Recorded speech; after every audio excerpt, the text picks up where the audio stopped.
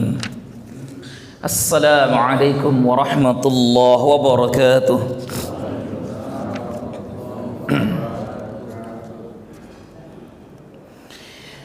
Innal hamdalillah nahmaduhu wa nasta'inuhu wa nastaghfiruh wa na'udzu billahi min shururi anfusina wasayyiati a'malina.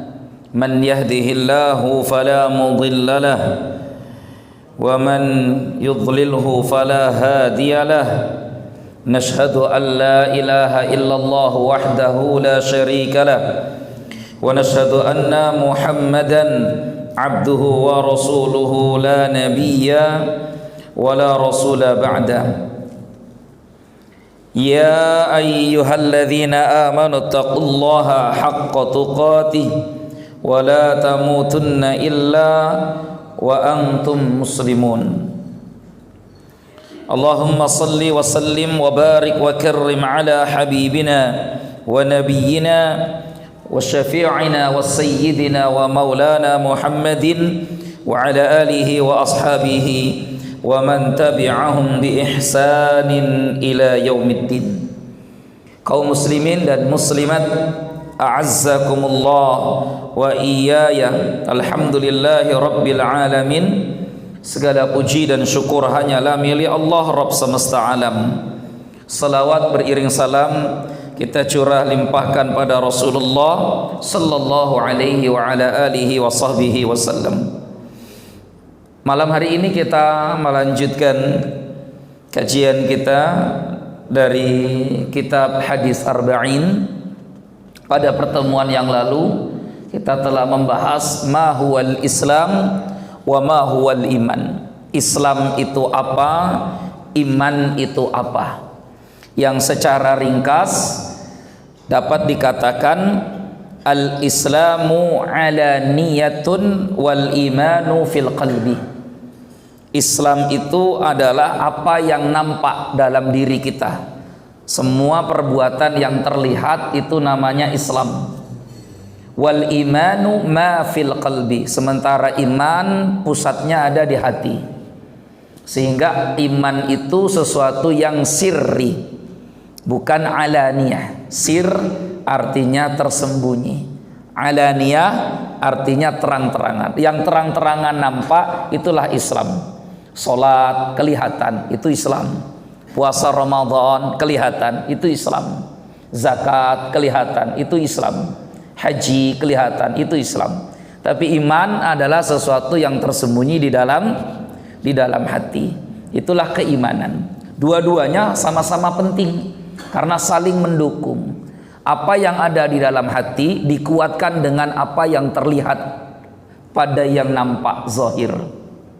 Begitu, karena yang dilakukan secara zahir nampak biasanya itulah gambaran isi hati seseorang, kecuali orang munafik. Kalau orang munafik, apa yang terlihat berbeda dengan apa yang tersembunyi, itu munafik, ya. Maka orang beriman berbeda dengan munafik. Apa yang terlihat dari dirinya itulah yang dia simpan dalam hatinya, gitu ya.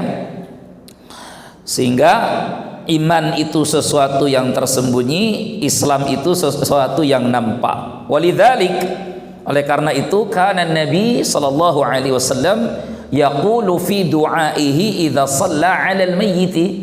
Nabi biasanya mendoakan mayit ketika beliau sholat jenazah. Nah, di antara doa sholat jenazah itu kan banyak versi ya Pak ya. Doa sholat jenazah itu banyak ragamnya. Bukan hanya Allahumma ighfir lahu warhamhu atau Allahumma ighfir li hayyitina li hayyina wa mayyitina wa dzakarina wa unsana. Bukan hanya itu, atau Allahumma la tahrimna ajrahu wa la taftina ba'dahu. Tapi juga ada doa yang biasa Nabi baca ketika Nabi menyolatkan jenazah, yaitu Allahumma man ahyaitahu minna fa ahyihi 'alal Islam wa man tawaffaitahu minna fatawaffahu 'alal iman. Ya Allah, barang siapa di antara kami ada yang kau hidupkan dirinya, hidupkanlah dengan keislaman. Dan barang siapa di antara kami ada yang kau wafatkan dirinya, maka wafatkanlah dia dengan keimanan. Ini doa Nabi sallallahu alaihi wasallam. Sehingga setiap orang mukmin pasti muslim, tapi muslim belum tentu mukmin, karena mukmin tingkatannya lebih tinggi dibandingkan muslim. Kita masuk lanjutan yang ketiga. Jibril alaihissalam kemudian berkata, "Shadaqta, benar kau ya Muhammad." Iman itu berarti beriman kepada Allah, beriman kepada malaikat-malaikat Allah, beriman kepada kitab-kitab Allah, rasul-rasul Allah, dan hari akhir. Sekaligus beriman kepada takdir yang baik ataupun yang buruk. Jadi takdir yang baik ataupun yang buruk. Sebenarnya baik buruk itu penilaian manusia. Karena semua ketetapan Allah itu pasti baik. Tapi kita yang menilainya. Takdir itu baik dan buruk itu menurut persepsi manusia. Karena ternyata dalam takdir yang buruk menurut kita ada kebaikan menurut mata yang lain melihatnya. Buruk menurut hamba, tapi sebenarnya baik menurut Khalik sang pencipta. Itu jadi harus dirubah mindset cara berpikirnya. Karena kalau tidak nanti kita jadi orang yang kecewa. Tapi kalau mindsetnya benar, maka semua takdir yang baik ataupun yang buruk pun nanti kita akan hadapi itu dengan keridhaan. Yang baik ridho, yang buruk pun akan ridho. Seperti Rasulullah SAW. Bapak Ibu, saya tanya sama Bapak Ibu semua, nasib hidup Rasulullah itu kalau kita nilai baik selalu, buruk selalu, atau ada baik ada buruknya? Ada baik ada buruknya. Bahkan bisa jadi presentasi buruk hidup Nabi SAW takdirnya itu lebih banyak daripada baiknya. Bisa jadi gitu ya. Buruk menurut kacamata kita loh ya, karena diuji, dijauhi oleh masyarakatnya, dimusuhi oleh keluarganya, diboikot oleh umat, diboikot oleh kabilahnya, 3 tahun tidak boleh berinteraksi dengan yang lain, makan hanya dari rumputan, kulit-kulit tumbuh-tumbuhan, perempuan-perempuannya tidak boleh menikah dengan laki-laki dari luar kabilah yang lain, tidak ada boleh interaksi dagang, jual beli, macam-macam. Cobaannya luar biasa. Dilempar Nabi oleh dengan kotoran onta, dihantamnya wajah Nabi dengan batu sehingga berdarah, dapat panah lagi tembus pipinya, macam-macam cobaan luar biasa. Kita belum tentu sanggup kalau mendapat ujian takdir seperti itu. Kata kita takdir itu baik atau buruk, yang tadi saya ceritakan tadi? Buruk. Tapi ternyata di situ ada kebaikan. Karena semakin diuji, semakin besar pertolongan Allah Subhanahu wa taala kepada beliau. Semakin diuji beliau, semakin kuat keyakinan dan kesabarannya Rasulullah sallallahu alaihi wasallam. Makanya baik dan buruk itu dalam persepsi cara pandang manusia. Kalau dalam ketetapan takdir Allah sebenarnya semuanya baik. Makanya keburukan itu tidak dinisbatkan kepada Allah, tapi disandarkan kepada manusia itu sendiri, ya, kepada makhluk itu sendiri. Qul a'udzu birabbil falaq min syarri ma khalaq. Apa arti min syarri ma khalaq? Dari kejahatan makhluk-makhlukmu ya Allah. Karena apa yang Allah ciptakan tidak jahat, tidak buruk, tapi makhluk-makhluknya lagi yang membuat keburukan. Wallahu a'lam bissawab. Ya, pada intinya takdir baik dan buruk untuk kita pun selalu ada hikmahnya. Buruk kata ibunda Musa. Kenapa buruk? Karena anak yang dia sayangi harus dibuang ke dalam peti, dilemparkan ke sungai Nil. Kata ibunya Musa apa? Buruk. Tapi itu takdir. Ternyata Justru dari sungai Nil itulah Musa tetap hidup, bahkan dipertemukan lagi dengan ibundanya tercinta. Jadi kadang buruk menurut kita hari ini, tahun depan yang kita nilai buruk ternyata jadi baik. Itu Pak. Ya, makanya tinggal cara pandangnya saja, bersabar dan ridho. Pasti takdir Allah akan baik pada akhirnya. Ya, akan baik pada akhirnya. Ketika turun firman inna fatahna laka fatham mubina, itu Rasulullah udah senang betul. Kemenangan di depan mata. Umar bin Khattab waktu itu tanya, kemenangan apa ya Rasulullah? Lawang kita saja masih belum bisa bebas menjalankan agama. Sudah sabar saja. Allah sudah katakan inna fatahna laka fatham mubina. Cuma kadang kita ini kurang sabar saja Pak. Ya, kita ini sebenarnya kurang sabar itu dulu.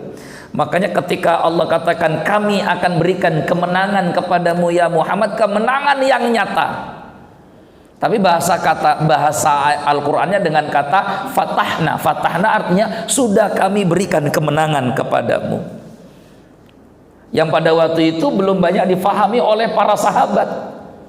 Belum banyak difahami oleh para sahabat. Kenapa umroh belum diizinkan ke Mekah? Bagaimana bisa dibilang menang?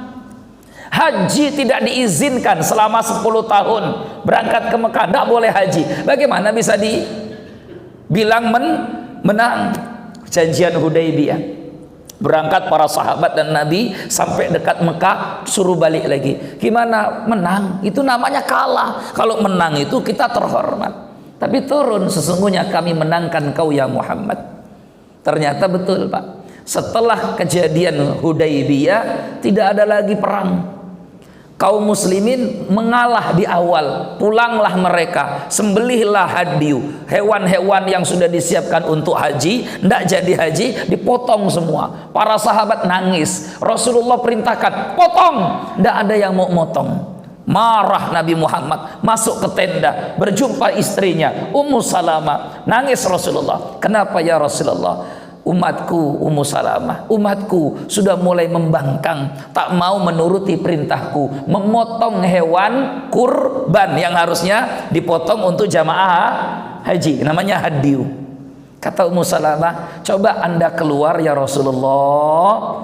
Mereka para sahabat itu masih berat. Sudah Mekah di depan mata, disuruh balik lagi, tidak boleh masuk ke Mekah, tidak boleh berangkat haji, tidak boleh menunaikan umroh. Ka'bah sudah kelihatan depan mata. 10 tahun mereka sudah menunggu. Bayangkan tuh Pak, rasanya kayak apa tuh? Ya, atau kurang dari 10 tahun, 7-8 tahunan mereka menunggu. Giliran sudah mau masuk, tidak boleh.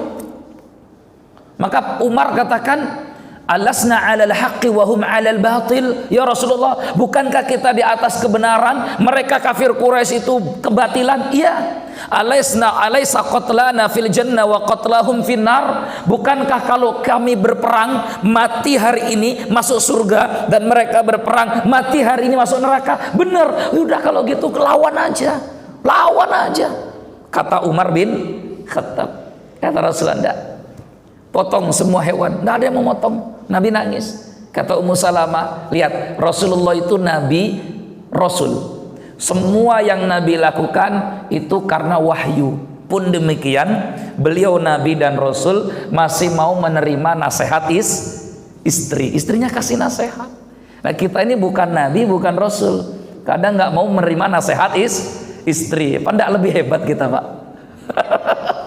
Udah wong wedok ki ngerti opo kan katanya ya, wong wedok wis meneng wae, iki urusannya wong lanang.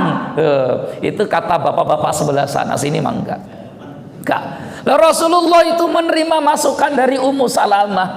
Maka Nabi kemudian keluar dari tendanya, beliau bawa hewan hadyunya, hadyu namanya, ya, kemudian dipotong, disembelih.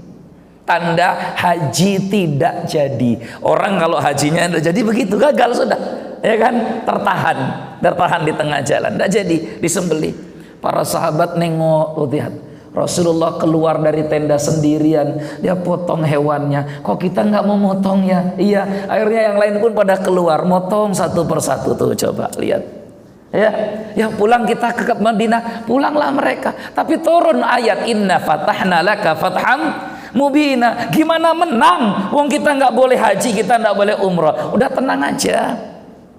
Ternyata betul, setelah itu tidak ada lagi perang dengan kafir Quraisy. Tahun itu memang kaum muslimin tidak boleh datang ke Mekah. Tapi tahun berikutnya silakan datang ke Mekah, laksanakan ibadah haji. Terus orang kafir Quraisy-nya kemana? Mereka ngungsi. Jadi penduduk Mekah yang masih kafir mengosongkan kota Mekah karena akan didatangi ribuan para sahabat bersama Nabi melaksanakan ibadah haji. Labbaik Allahumma labbaik, labbaik la syarika laka labbaik. Dari tebing-tebing bukit-bukit kota Mekah mereka diam-diam melirik. Bagus juga ya. Ya, hebat juga ya kaum itu muslimin ya. Waduh, bagus betul akhlaknya ya. Nggak kayak kita. Lama-lama hatinya terpaut. Diam-diam beberapa orang tertarik masuk Islam. Bahkan pembesar-pembesarnya, Khalid bin Walid, Amr bin As, pembesar-pembesarnya diam-diam masuk Islam syahadat. Tuh coba. Tanpa perang Allah berikan kemenangan. Fatahna laka fatham.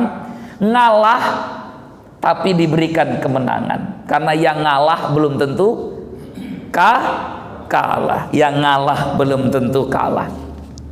Ya, karena makanya orang kalau ngeyel-ngeyelan kadang mau ngeyel sana udah ngalah saja, yang waras ngalah kan gitu ya, sudah selesai, berhenti itu biasanya, asal jangan dilanjut lagi. Mosok ngalah karo wong gemblung, ribut lagi itu ya. Yang waras ngalah kok dijawab mosok sama orang gemblung harus ngalah. Jadi ribut lagi ya. Baik, kita lanjut lagi. Itu tadi iman kepada takdir baik ataupun takdir buruk. Buruk itu karena disandarkan ke kita saja. Padahal buruk menurut kita pun sebenarnya baik. Sakit itu baik atau buruk? Kata kita sakit itu buruk. Karena dengan sakit kita nggak bisa kerja. Karena sakit kita nggak bisa menghasilkan uang. Karena sakit saya nggak bisa refreshing. Karena sakit saya harusnya jalan-jalan ke Jogja jadi nggak jadi. Karena sakit harusnya saya kesini gagal. Karena sakit. Akhirnya sakit menurut dia buruk. Tapi padahal sakit kalau kita hadapi dengan ridho dan ikhlas, sakit baik untuk kita. Karena sakit menggugurkan dosa, mengangkat derajat. Sakit berarti kita disuruh istirahat. Sakit berarti dapat bonus dari Allah. Orang beriman itu ngelihat sakit bonus. Kenapa bonus? Saya kalau tidak sakit harus bangun pagi, ya, mulai lagi misalkan dengan tahajudnya, ditambah lagi dengan sahurnya, ditambah lagi dengan sholat sunnah sebelum subuh, tambah lagi subuh berjamaah, tambah lagi siangnya zuhur, tambah lagi begini. Alhamdulillah sakit. Kenapa alhamdulillah? Berarti ibadah-ibadah yang saya lakukan waktu sehat dikasih bonus oleh Allah, nggak perlu kamu lakukan karena pahalanya sudah kamu dapatkan. Tuh, itu orang kalau sakit Pak, tapi syaratnya kebiasaan melakukan itu. Syaratnya kebiasaan, bukan tadi aji mumpung, bukan. Ya, kita baru sekali sholat, misalkan ya, kita baru sekali sholat tahiyatul masjid terus sakit, alhamdulillah kata Kafi Hamdan, sakit berarti saya dapat weng kondisi. Karena hadisnya nggak bilang begitu. Nabi katakan idza maridul abdu, kalau seorang hamba sakit, au safaro, atau dia pergi ninggalkan kampungnya jauh, kutiba lahu minal ajri, maka dicatatkanlah pahala untuknya sempurna, mislama ya'malu sahihan, seperti dia waktu sehatnya. Dengan syarat ketika sehat memang sudah biasa ngelakoni itu, bukan sekali terus sakit alhamdulillah wa syukurillah nanti dulu itu ya. Makanya biasakan kita berbuat taat atau lakukan ketaatan, karena kalau qadarullah, Allah takdirkan kita sakit, apakah sakit karena demam sehari dua hari, atau sakit mohon maaf karena stroke dan tidak bisa bangkit lagi, maka kebiasaan kebaikan kita tetap Allah berikan pahala sempurna. Begitu Pak, ya, tetap berikan pahala sempurna. Allahu a'lam. Baik, poin berikutnya ketiga, fa akhbirni 'anil ihsan. Tolong beritahu aku apa itu ihsan. Nabi SAW katakan, anta'budallaha ka'annaka tarahu fa in lam takun tarahu fa innahu yaraka.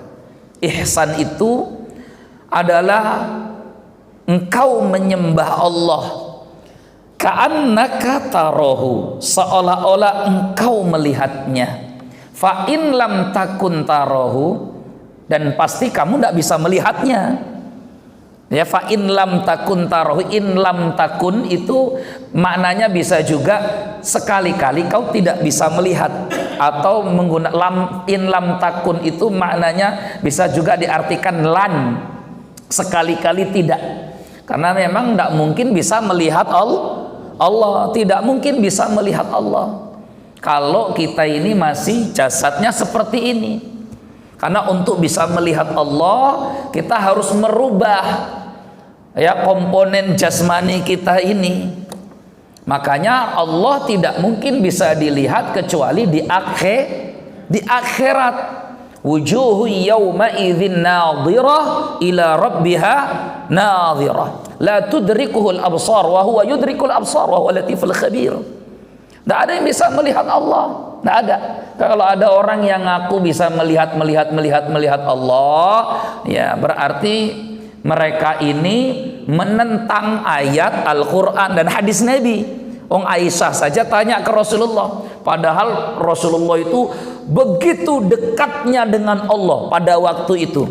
Summa dana fatadala fakana qaba qausaini au adna.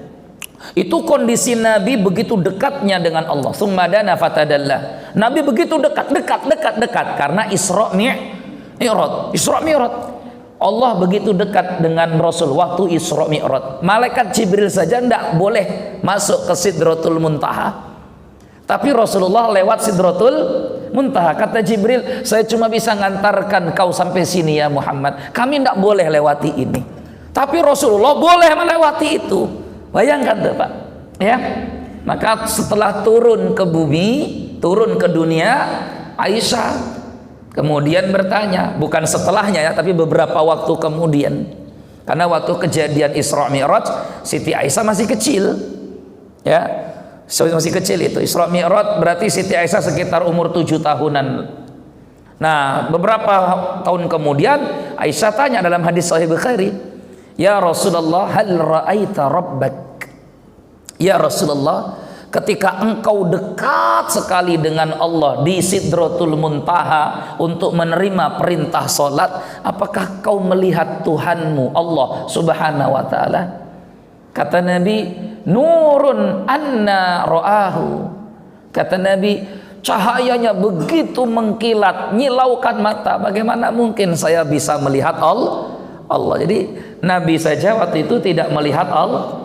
Kalau ada hari ini misalkan ustadz atau siapa yang ngaku bisa melihat Allah, kasyaf katanya karena sudah terbuka tabir, ya berarti ini penyimpangan atau dia sedang stres, ya, atau sedang apa? Stres. Nabi Musa saja tidak bisa lihat Allah kok. Rabbi arini anzur ilaika qala lan tarani. Walakin inzur ilal jabali fa in istaqarra makana fasawfa tarani.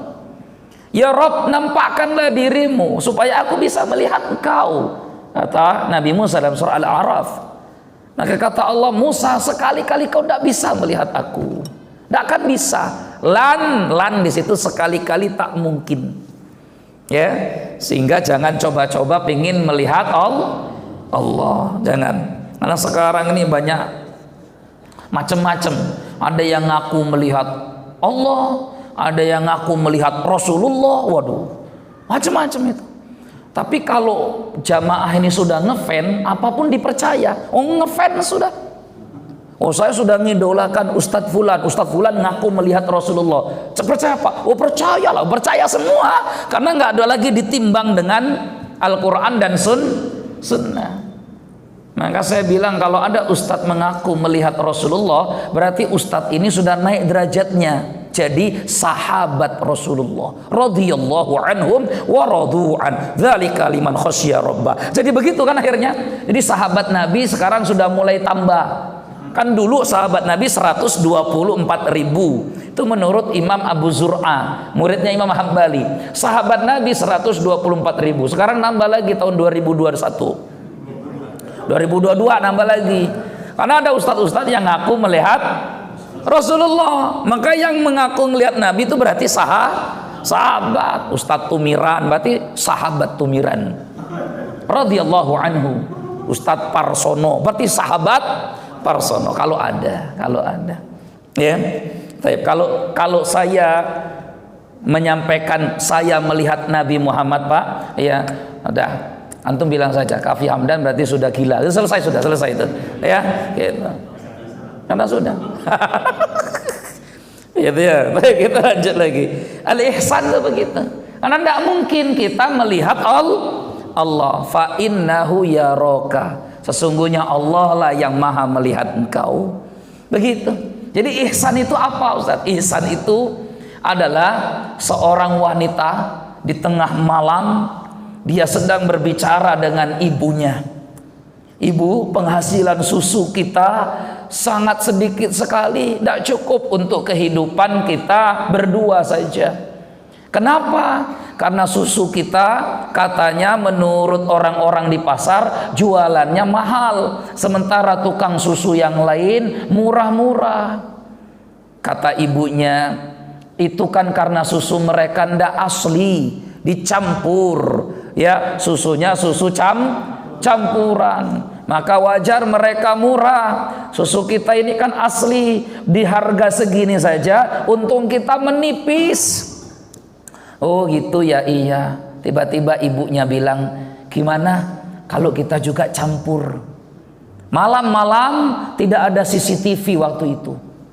Tidak ada, ya, tidak ada. Tiba-tiba si anak wanita solehah, gadis ini berkata, Astaghfirullahaladzim, ibu, astagfirullah, jangan sampai kita lakukan itu. Tidak apa-apa nak, daripada kita susah hidup, lebih baik kita campur. Toh susunya tetap ada, campurannya nggak usah banyak-banyak, sedikit aja. Kan Umar bin Khattab khalifah nggak ada tahu, ya, kita berdua saja yang tahu. Si anak soleha gadis ini berkata, ibu, Umar bin Khattab sang khalifah memang tidak tahu, tapi Allah Rabb Tuhan kita yang maha tahu. Ini namanya ihsan. Mereka tidak tahu kalau pas ngobrol Umar bin Khattab sedang ada di pinggir rumahnya dengarkan obrolan ini. Kata Umar, luar biasa gadis ini. Umar berkata kepada ajudannya, apa katanya? Aslam, besok kamu cari tahu ini rumah janda siapa? Rumah janda, mana janda? Ya, dicek. Oh, janda ini. Oke, selesai. Dah, cek semua. Anaknya sudah nikah belum? Belum. Maka Umar kemudian bangunkan anaknya. Ayo bangun. Kenapa? Nikah. Wah, nikah. Nama siapa? Udah pokoknya ayo nikah. Ini kisahnya apa, Pak? Dalam sejarah tercatat. Maka dinikahkanlah anak khalifah yang menguasai sepertiga dunia dengan gadis miskin, anak janda, penjual susu tapi soleha, ya, soleha. Nikahlah anak Umar dengan gadis ini, dan masya Allah lahir dari rahimnya yang mulia wanita soleha ini anak yang sangat soleh, namanya Umar bin Abdul Aziz, cucunya Umar, cicitnya Umar, ya, Umar bin Abdul Aziz. Coba lihat, Pak. Maka orang tua soleh melahirkan anak yang soleh, karena ihsan. Ini namanya ihsan. Jadi dia bisa saja melakukan mencampur antara air dengan susu, tapi karena dia takut kepada Allah, maka air tidak pernah dicampur atau susu tidak pernah dicampur. Biar untung sedikit, yang penting jujur. Nah itu, ini yang susah nih. Pedagang yang begini nih susah nih, Pak. Biar untung sedikit, yang penting jujur. Ini yang susah. Ya. Wallahu a'lam bisawab. Ihsan itu apa? Ihsan itu ketika antum, bapak dan ibu, ada di dalam kamar sendirian, panas terik, cuacanya menyengat, haus kita, siang hari bulan Ramadan, pas dalam kulkas ada jus mangga. Nggak ada orang yang tahu kalau antum nyedot sesedot dua sedotan. Nggak ada yang tahu. Tapi kita kemudian astagfirullah. Memang orang nggak tahu kalau saya nyedot mangga jus ini. Tapi Allah Maha melihat. Itulah ihsan. Cuma sayangnya ihsan waktu bulan Ramadan tidak ngikut ketika sudah bulan Syawal. Ihsannya ketinggalan. Ya kan? Ihsannya ketinggalan, Pak. Pas bulan Ramadan ihsannya ada. Bulan Syawal, Zulqa'dah, Zulhijjah, sampai sekarang akhirnya ihsannya ketinggalan. Akhirnya apa? Selagi orang nggak tahu ini. Selagi orang nggak tahu ini. Padahal Allah Maha tahu. Makanya harusnya nilai-nilai Ramadan itu yang kita bawa untuk bertahan 11 bulan ke depan. Harusnya. Ya, sekarang sudah bulan Rajab. Saya banyak ditanya itu, Ustadz apa hukum puasa Rajab? Apa hukum puasa Rajab? Dah saya rekam dah yang nanya begitu. Dah tuh suara tuh. Mau ngetek terus capek Pak kita, Pak. Ya, harus tuh. Jadi intinya Rajab ini bulan haram, bulan suci. Rasulullah sallallahu alaihi wasallam bersabda, "Afdhalus siyami ba'da Ramadan syahrullahil muharram." Hadis ini sahih riwayat muttafaqun alaih. Seutama-utama puasa setelah Ramadan adalah puasa bulan haram. Jadi kata syahrullahil muharram itu dimaknai dua oleh para ulama. Makna yang pertama, seutama-utama puasa setelah puasa wajib Ramadan adalah puasa di bulan Muharram. Itu arti yang pertama hadis ini. Maka ada puasa sunnah di bulan Muharram, yaitu 10 hari pertama bulan 10 hari pertama tanggal 10 bulan Muharram, atau memperbanyak puasa sunnah di bulan Muharram. Ini arti yang pertama. Arti yang kedua ini pun kuat, mayoritas ulama juga mengatakannya, adalah seutama-utama puasa setelah puasa Ramadan adalah puasa-puasa sunnah yang dikerjakan di bulan-bulan haram. Bulan haram itu 4, ya, karena Allah katakan inna iddatasy syuhuri indallahi isna asyara syahran fi kitabillah yauma khalaqas samawati wal arda minha arba'atun hurum. Jadi bulan yang ada ini 12 bulan. Dari 12 bulan ada 4 bulan yang haram. Haram artinya bulan yang diagungkan, dimuliakan. Bulan Zulqa'dah, bulan Zulhijjah, bulan Muharram, keempat bulan Rajab. Sekarang bulan Rajab. Maka silakan kerjakan amalan sunnah di bulan Rajab. Perbanyak. Jangan full 1 bulan, jangan. Ya, karena kalau full 1 bulan hukumnya makruh, dibenci. Ya, antum-antum yang semangat puasa jangan sebulan. Potong-potong lah ya Pak Samsul, kurang-kurangin dikit lah Pak Samsul. Ya, gitu. Jadi 20 hari boleh, silakan perbanyak puasa di bulan Rajab. Karena ini puasa sunnah di bulan yang suci. Silakan, bagus gitu ya. Dan hadis-hadis yang menerangkan ini banyak. Artinya puasa-puasa di bulan haram. Adapun hadis-hadis yang menerangkan puasa di tanggal 1 bulan Rajab, puasa di tanggal 2 bulan Rajab, maka hadis-hadis ini antara lemah sekali dan palsu. Sehingga tidak bisa dijadikan sandaran amal. Artinya kalau mau berpuasa, silakan berpuasa di bulan Rajab tanpa harus ditanya. Karena pertanyaan yang paling banyak, Ustadz, ini sudah masuk bulan Rajab belum ya? Saya mau puasa tanggal 1 bulan 2. Tanggal 1 tanggal 2. Karena punya keyakinan seperti berpuasa selama sekian tahun ya. Ini kan hebat banget, 700 tahun. Hebat banget ya Pak. Ya hebat banget kan itu ya. Jadi ini salah satu hadis-hadis yang lemah sekali, dhaifun jiddan, bahkan ada yang mengatakan hadisnya palsu gitu ya. Intinya silakan berpuasa di bulan Rajab. Taib ikhwanu fiddin, itu namanya ihsan. Itu namanya ihsan, saudaraku yang dimuliakan Allah. Oleh karenanya, saudaraku yang dimuliakan Allah, ihsan ini sifat kemuliaan. Ihsan artinya diambil dari kata hasan yang artinya baik. Ahsana yuhsinu atau ihsan berarti level lebih dari baik itu. Di orang yang selalu berbuat baik, itu namanya ihsan atau muhsin.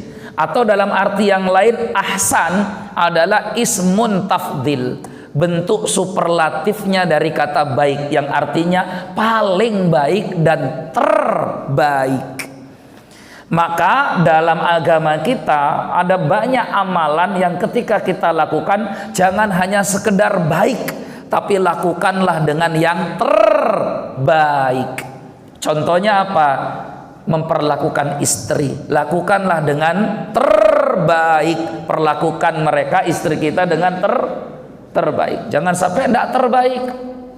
Jangan sampai begitu ya. Kalaupun mau menceraikan, ceraikan dengan terbaik.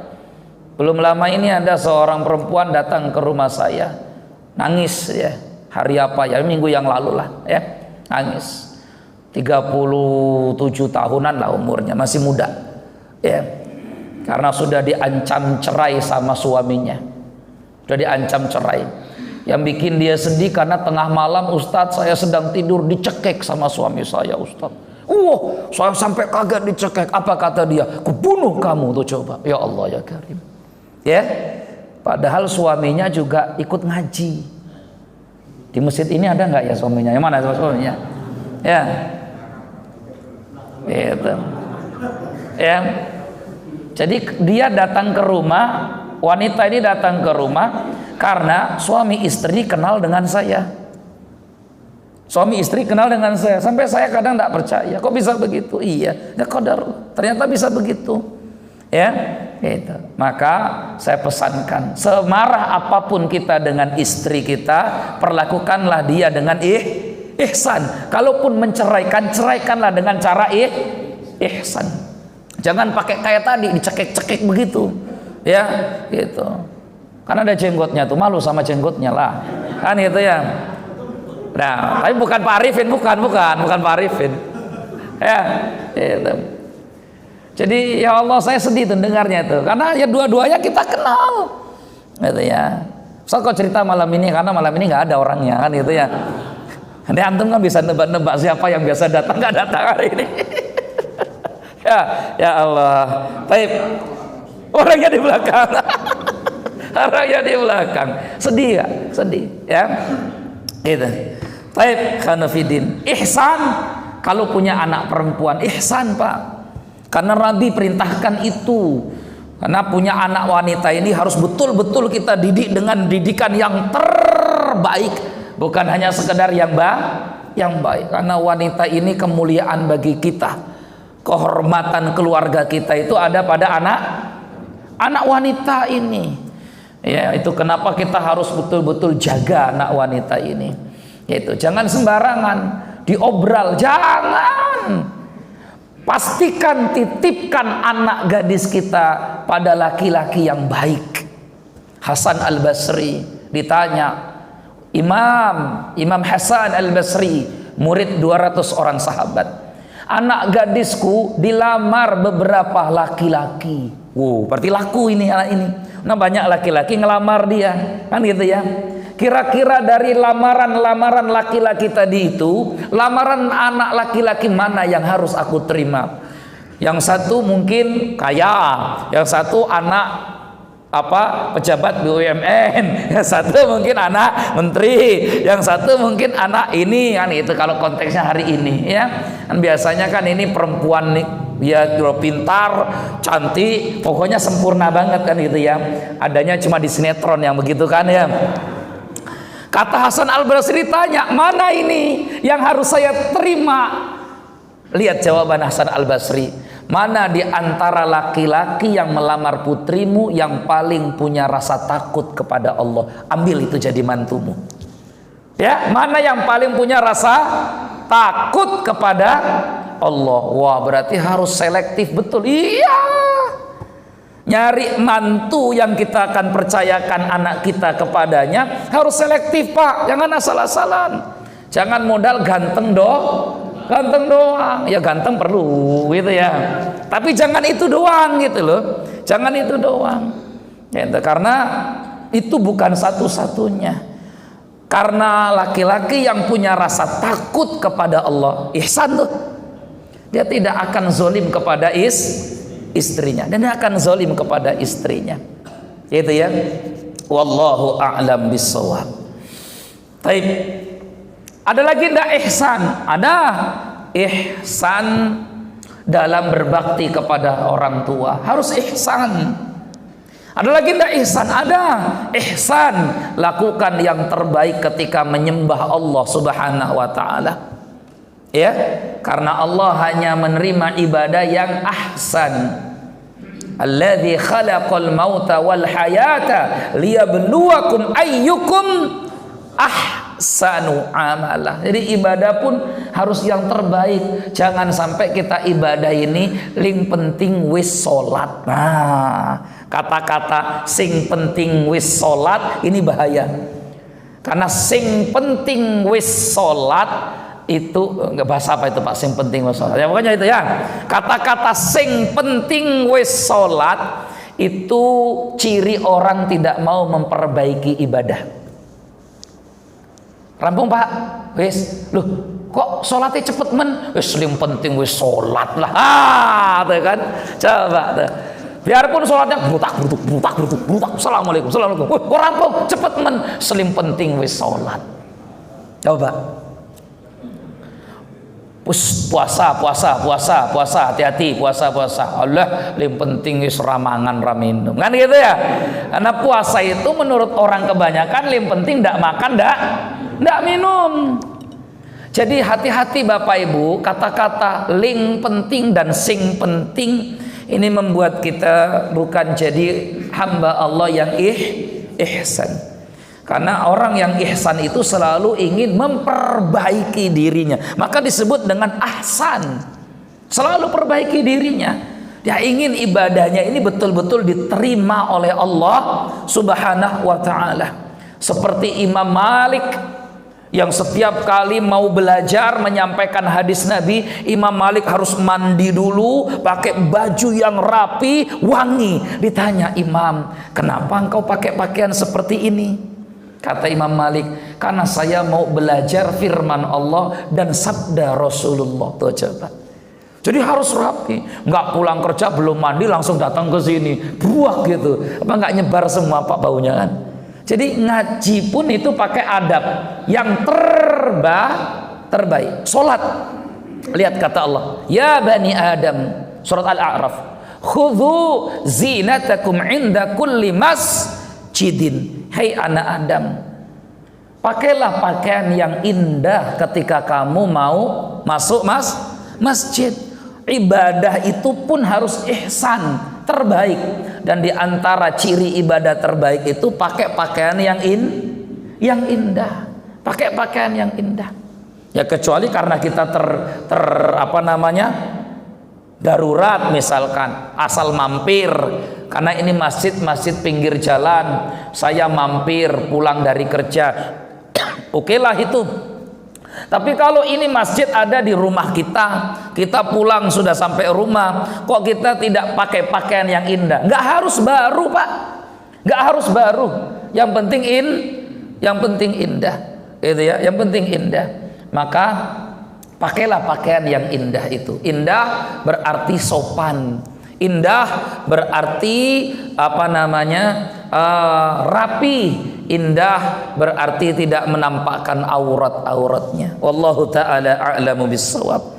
Nah, ini tingkatan yang paling tinggi, saudaraku yang dimuliakan Allah, karena tidak semua orang sampai kepada tingkatan ini, tingkatan ihsan. Kalau kaum muslimin ini punya tingkatan iman sampai ihsan, masya Allah.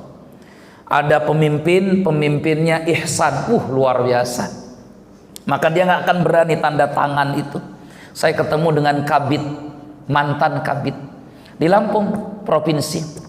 Alhamdulillah Ustadz, saya sudah keluar. Kenapa Pak Haji keluar? Saya nggak tahan Ustadz tanda tangannya.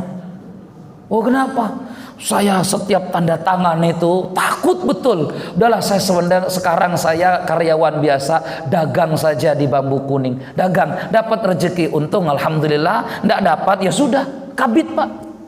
Saya mikir kalau kabid saja begini, apalagi kepala di dinasnya. Tuh bayangkan tuh, ya ngeri. Makanya saya ditunjuk jadi direktur pondok pesantren. Santri 150. Saya tidak ngambil keputusan, kita tidak usah ngambil dana bos. Karena kalau saya tanda tangan, ambil dana bos. Kenapa tidak ambil dana bos? Enggak.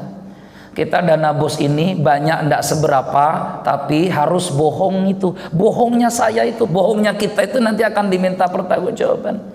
Ya, tapi kalau Bapak berani jujur, silakan ambil dana itu.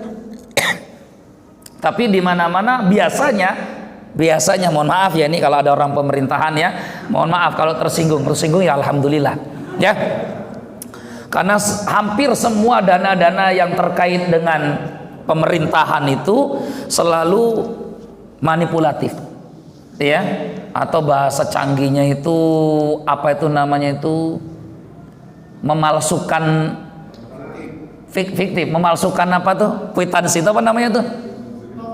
Iya, apa bahasanya itu ya? Aduh, kok saya jadi lupa ya Pak ya? Itu ya. Jadi selalu begitu. Oh, dana keluarnya 100 juta. Itu dana yang harus dilaporkan 100 juta. Tapi kalau orang punya sifat ihsan, 100 juta dari atas sampai ke bawah ya tetap 100 juta. Karena Allah Maha tahu. Tapi 100 juta sampai di sini potong jadi 80, nanti potong lagi jadi 75, potong lagi jadi 60. Pokok 60 itulah yang dibuat. Nanti laporannya tetap 100 juta. Itu di negeri, enggak negeri mana? Saya nggak tahu itu negeri mana itu yang begitu tuh ya. Ya, maka sudah deh. Ya, kita nggak ngambil dana itu. Kenapa nggak ngambil dana itu, Ustadz? Karena susah, berat pertanggungjawabannya kalau harus berbohong. Karena dosa kita sudah banyak, dosa saya sudah banyak, jangan pula ditambah lagi dengan dosa bohong ya, karena memanipulasi nilai anggaran ya. Moga-moga di sini yang punya kedudukan dan pangkat, punya kursi, tidak seperti itu. Moga-moga ya, semoga saja ya. Doakan semoga saudara-saudaraku punya komitmen yang kuat. Kalau tidak bisa ya sudah ya, rezeki insya Allah ada yang lain. Maka saya sanggup salut sama Pak Haji. Waduh Pak Haji, ini Pak Haji siapa? Ya ada pokoknya Pak Haji ya. Saya keluar pokoknya Ustaz, alhamdulillah ya, sudah selesai. Subhanakallahumma bihamdika asyhadu an la ilaha illa anta astaghfiruka wa atubu ilaik. Assalamualaikum warahmatullahi wabarakatuh.